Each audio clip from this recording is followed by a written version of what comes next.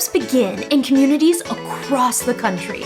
Why does Silicon Valley get so much credit? My name is Nick Kastner. And I'm Caitlin Clays. We're interviewing the people building startup communities across America. But in the areas no one is talking about, the middle. This is the Ecosystem Builder Podcast by mug.news. This is the Ecosystem Builder Podcast. Ecosystem building is the subset of economic development that focuses on fostering entrepreneurial activity within a community. Today's guest is Dan Lauer. He is the creator of Waterbabies, celebrating its 30th year. In addition, he is the founding executive director at UMSL's Entrepreneurship Program. Dan, thank you so much for coming on the show today. Thank you for inviting me. I'm so excited. Well, great. Jumping into my first question is how did you first become involved in your startup community? I've gotten to live the entrepreneur American dream. So I graduated from college, went into banking. I've lived the success of bringing something to market. In my alma mater, UMSL, University of Missouri, St. Louis, I went to the dean and said, hey, let's create a best-in-class, first-ever entrepreneur center for our students. And he said yes. And that was 4 years ago. Wow. So how do you support your community? So at UMSL, we talk about entrepreneur education in 3 ways: educate, innovate, and collaborate. So in 4 short years, we've put up a BSBA with an emphasis in entrepreneurship. And it's great pedagogy around lean canvas and fail fast and design and build and customer discovery. It's all the new it's not a 30-year-old textbook. We also know that entrepreneurs struggle to be in the classroom. So in addition to educate, we have Innovate, which is the peer clubs. I believe in peer learning. So we have clubs and clinics and mentor programs all around time and money and traction. But what differentiates UMSL is we also do Collaborate, which is our accelerators. So we do corporate accelerators, we do diversity, equity, inclusion accelerators, we do student accelerators, and that's providing money and resources around building companies. And so it completes the cycle of learn in class, get some experience with peers, and then maybe work in the ecosystem as a paid intern for a startup. So you're talking about all your involvement with working with university. What brought this need to see that? So like, for example, in my experience, there wasn't a ton of entrepreneurship leading information in the business school. So how have you worked to incorporate entrepreneurship in that? What gave you the need? Like, how do you see that? Well, back in the day, so I developed a product called Waterbabies, you mentioned. There was no ecosystem. There was no internet.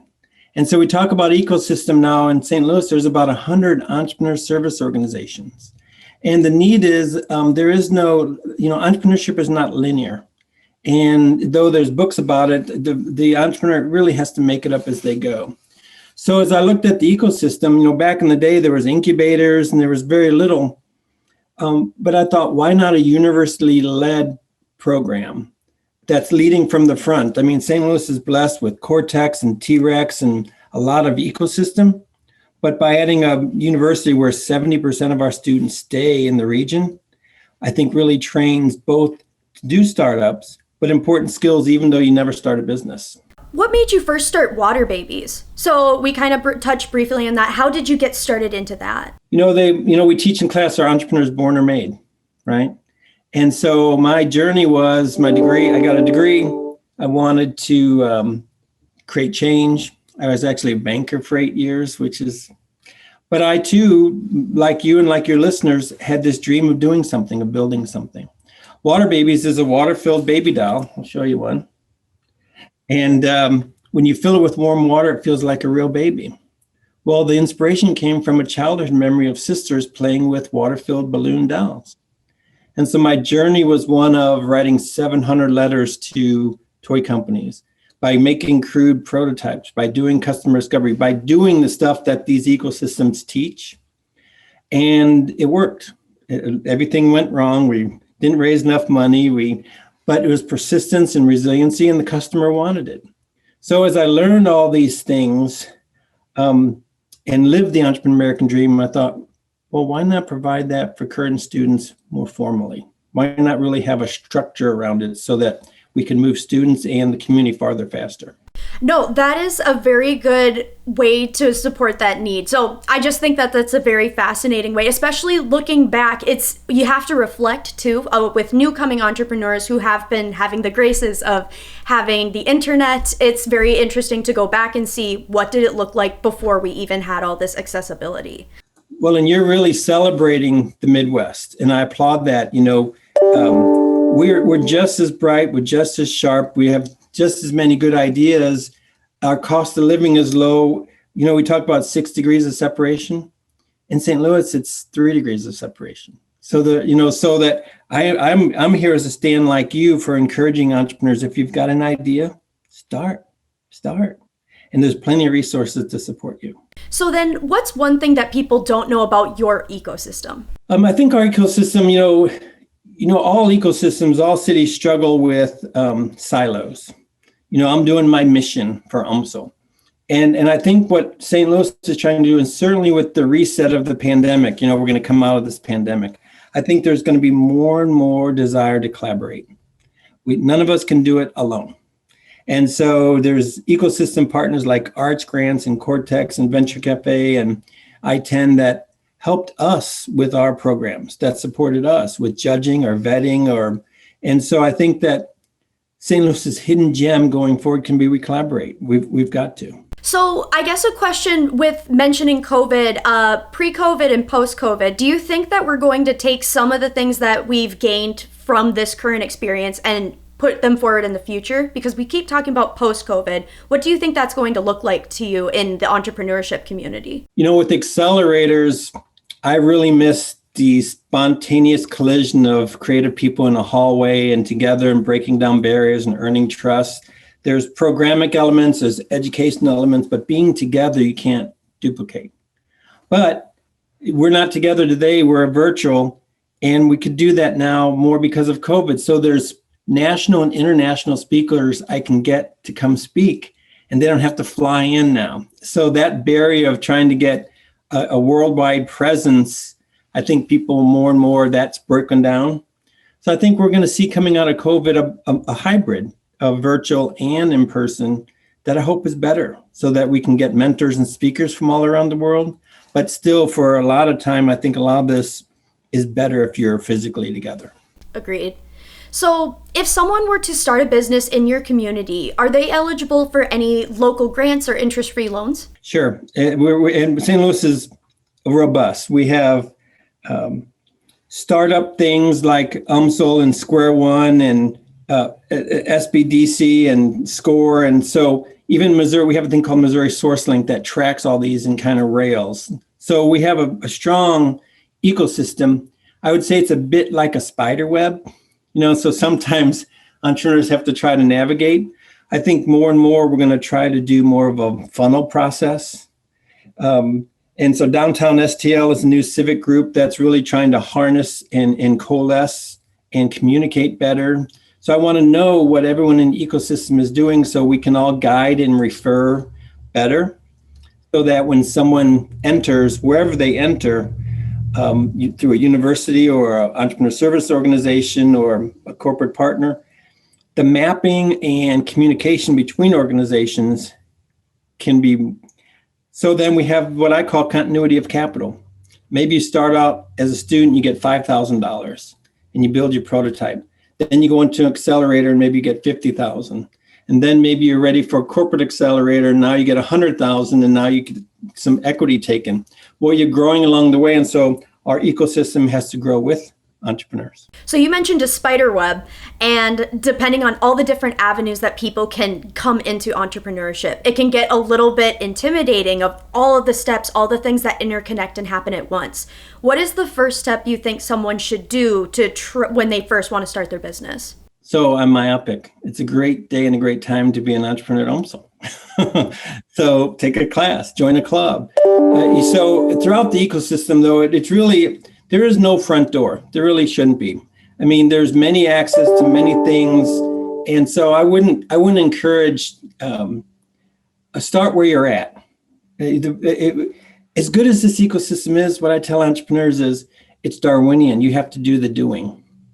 So whether you start with the Entrepreneur Service Organization or a Small Business Development Center or a regional partnership or civic, wherever you get into, as our ecosystem in the region, St. Louis and Midwest, becomes better at communicating needs and wants with others, when someone comes my way, I'll direct it this way. When someone goes to I-10, they'll direct it this way. So I think as the ecosystem is more collaborative, it really doesn't matter where you start. I guess my other question is, are there any co-working spaces in your area where people can work? With that. So really? Cortex is a big one. It came out of Cambridge. We have beautiful co-working space that really revitalized our mid-city center. We have a thing called T-Rex downtown, amazing workspace, co-working space. We have the St. Louis Partnership, which is the city and the county. They have 4 incubators. We have a plethora of co-working spaces. Now, this is pre-COVID. As we launch out of post-COVID, will some make it? Will some won't? Will some consolidate? So I think there's going to be a reckoning, a desire to get back to co-working spaces. But yes, St. Louis is rich with low market co-working spaces that are niche or big or for art or business or music. So we really have that covered, and it's evolving because we'll see out of COVID how quick we can get back and how strong that remains. What are some changes that you think are going to happen regarding like co-working spaces? You kind of mentioned it where some may stay, some may go. But do you think there will be more hybrids, even in students, I would say too? Yeah, I think we got a metric around grow and get out. Incubator spaces can't be places where you just sit and have rent. I think you need the combination of co-working space with programmatic and cultural elements that feed the entrepreneur around and along and move them along. I think in most counties, sometimes incubators maybe have gotten lazy and enjoyed the rent. And I think we really have to think about metrics of growth. And so it's a culture of, come, learn, grow, and then move out. So let's keep this pipeline moving. And I think there's going to be more intentionality around that in terms of, unfortunately, we don't have time to waste. We do have to pick our best and brightest. And we do have to help and assist and explore moving them forward, but we can't boil the ocean. So where can people go to learn more about startup events in your community? Again, so Cortex has a board. We have I-10, we have Missouri SourceLink, we have UMSL, we have Downtown STL. We have a lot of places that, it's never been a better time to be an entrepreneur, because all you have to do is go to a search engine and tap it. And SEOs will pick up your top 5, top 7. So I think it starts again with the entrepreneur. How curious are you? How committed and intentional are you? Because these doors are open.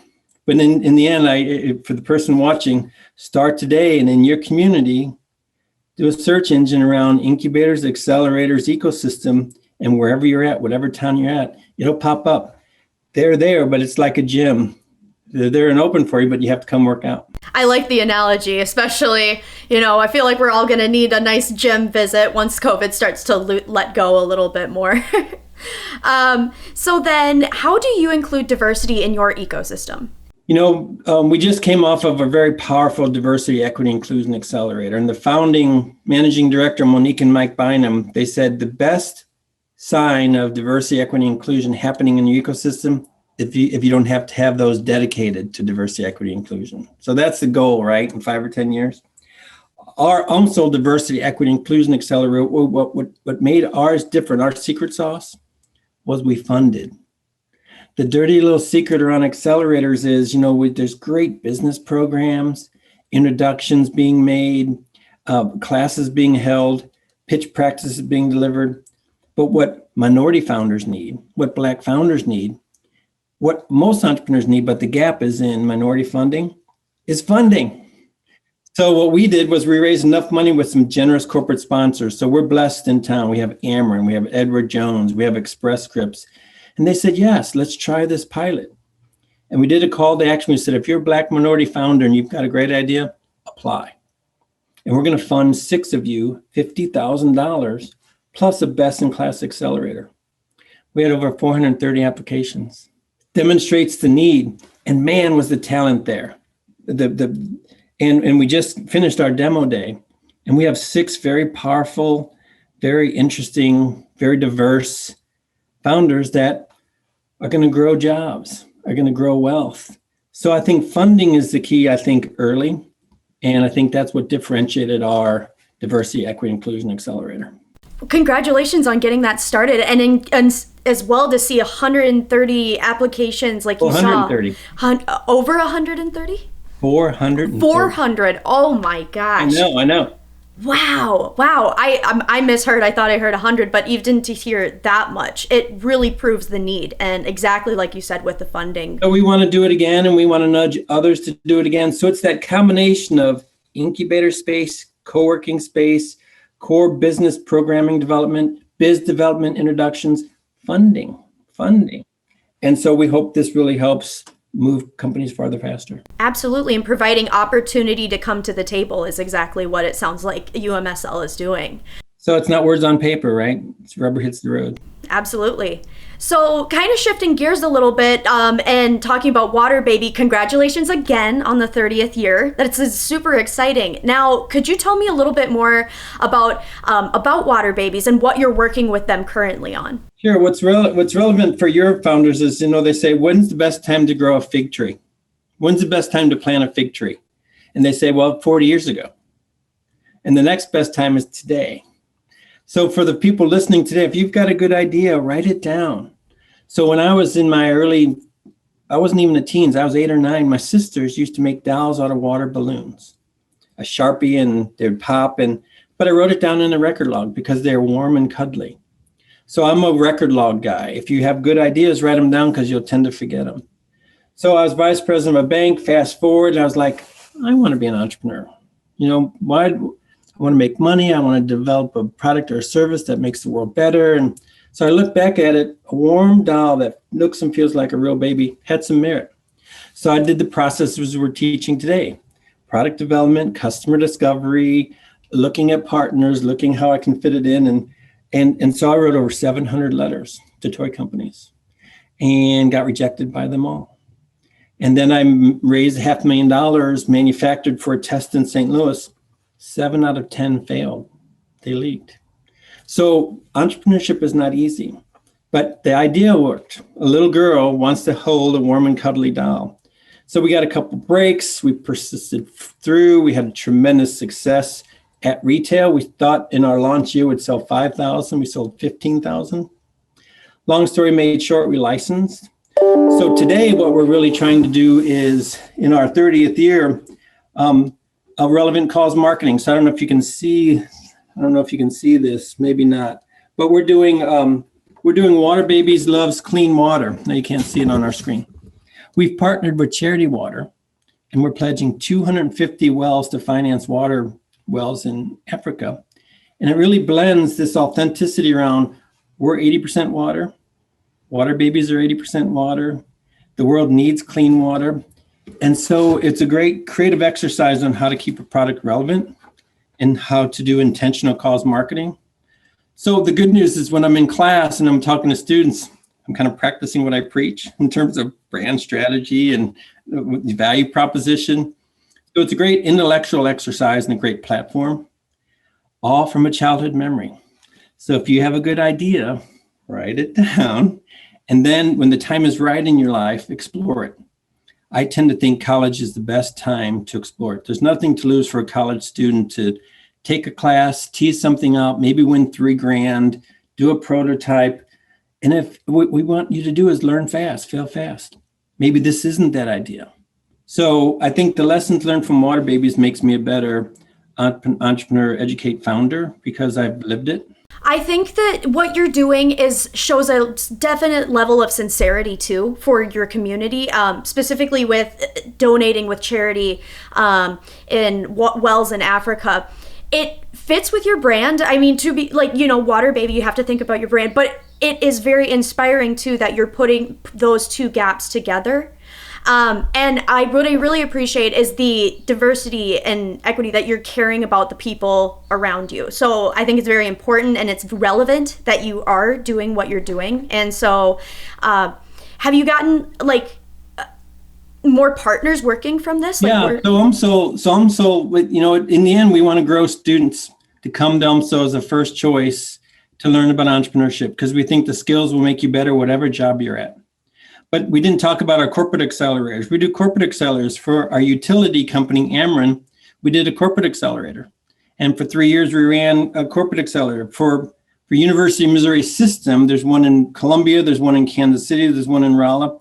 We did a student accelerator. We've given over $300,000 away to students. And I'm not a believer in the $500 business plan competition. Our students win $15,000, $10,000, $5,000 with the right to double it with another competition. So if you win $30,000 as a student to start a business, that's enough money to really start a business. And then you win an Arch grant, which is another ecosystem partner for 50, and then you go to another accelerator. So we're really trying to take great ideas and nurture and foster them through the ecosystem.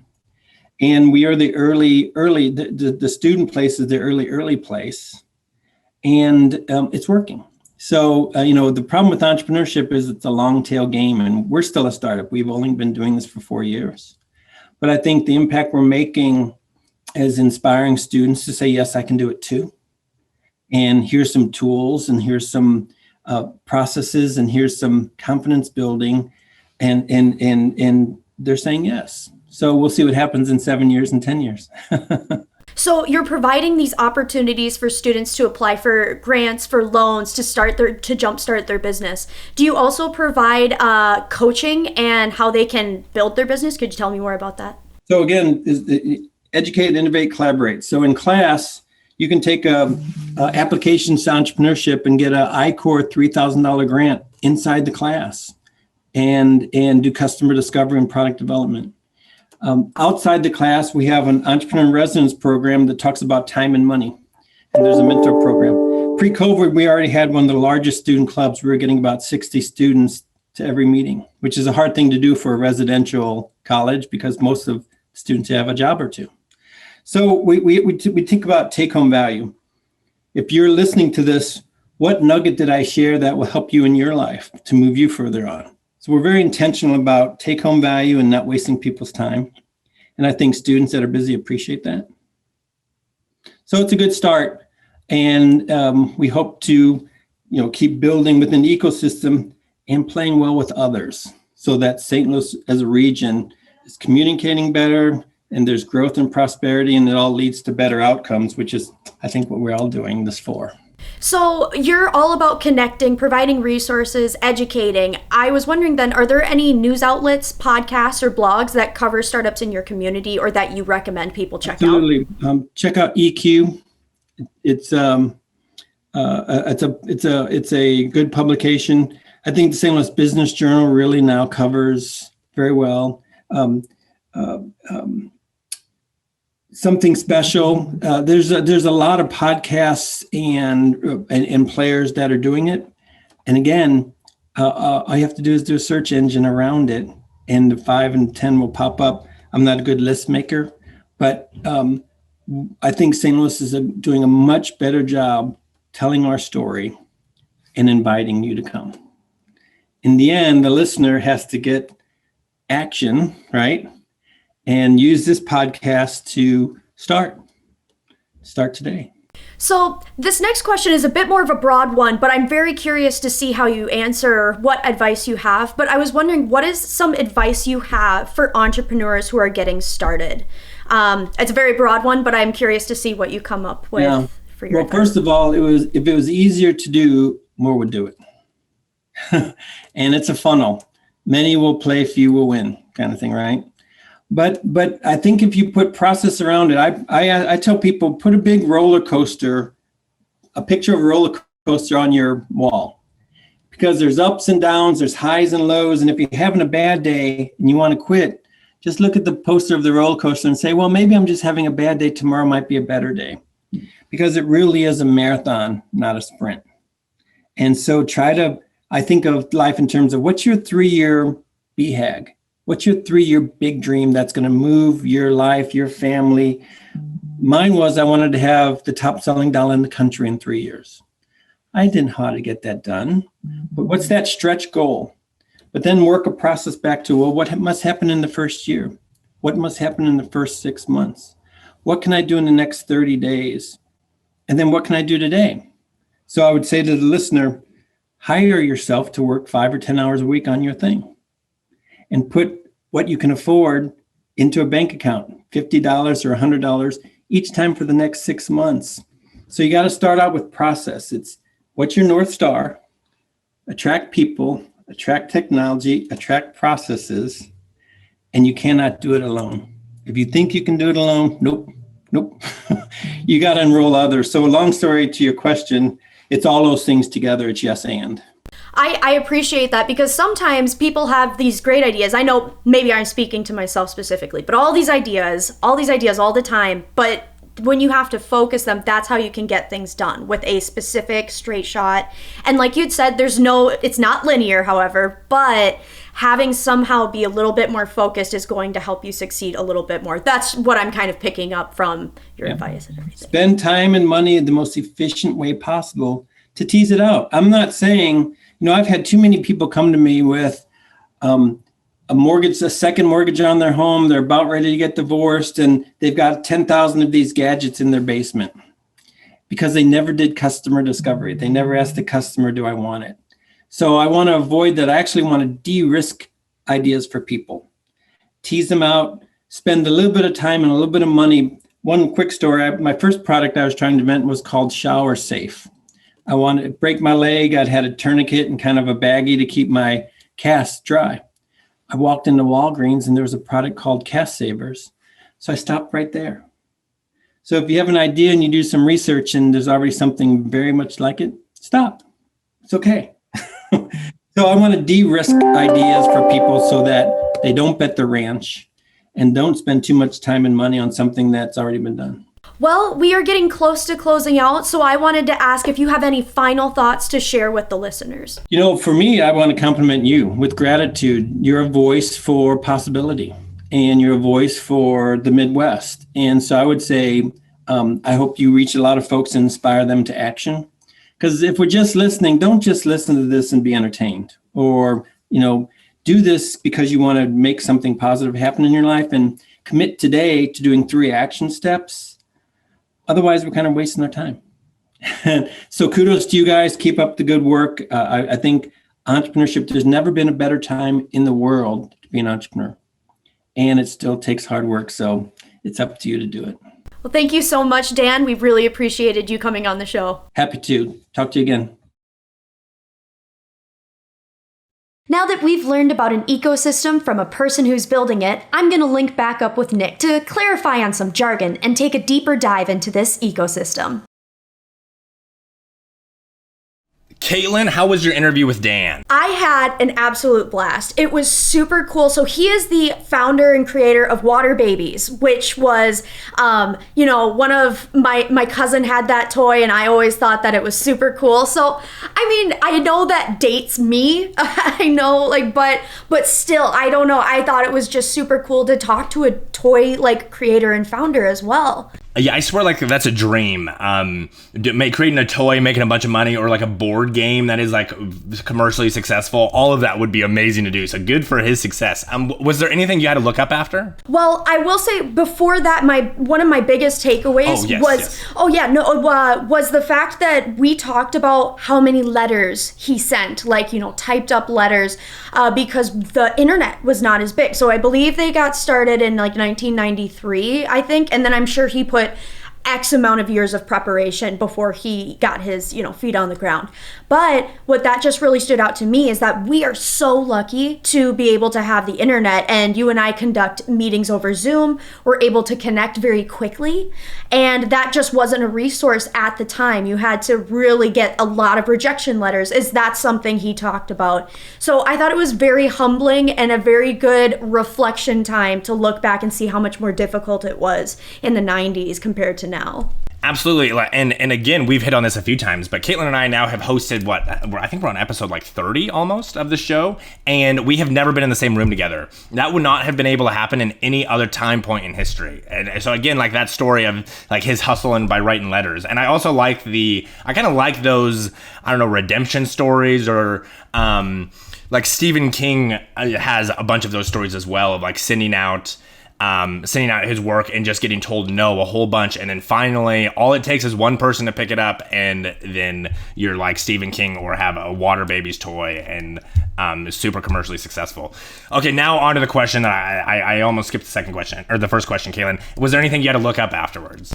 No jargon, but on the side of education, he teaches entrepreneurship at UMSL. So while I didn't have to look anything up, I thought it was super cool that he goes out of his way to provide education for students who are getting started in entrepreneurship. He saw the need, being that entrepreneurship isn't necessarily taught very strongly in the college system. And so he saw the need, he stepped up to the plate, and he's able to kind of give his information and share his success and how he got to where he is. Absolutely. I had a few college courses like that where you learn from someone who actually like did something like that, and super valuable, like the most valuable education of when you're learning from either in the field or from someone who's, had their boots on the ground. Was there anything else you wanted to touch on, Caitlin? Just one of the final thoughts is that I love to see he is giving back to the community. So, his brand is Waterbabies. Water is very important. We are made up mostly of water. And what his company is doing, they're pairing with Charity Waters, which is, providing wells. I'm not super educated on their company specifically, but he was just sharing that they're pairing with that. And so a certain amount is going to be going to that Charity Waters. So I just thought that is a wonderful way to give back, and especially when you have succeeded in life so well, like, it's so important to give back. So I took that away. Yes, absolutely. Great thing to touch on. Well, that is all I have. Nick, if you want to go ahead and read us out. I would love to. Thank you for listening to today's episode of the Ecosystem Builder Podcast, which is a product of mug.news and hosted by myself, Nick Kastner, and my co-host, Caitlin Clays. If you have any questions about today's episode, connect with us on Twitter at Nick Kastner, at Clays Creates, or at Mug News Official. If you enjoyed this episode, please leave a review and share with your friends. We release episodes every single Wednesday morning, so make sure to follow so you don't miss a beat.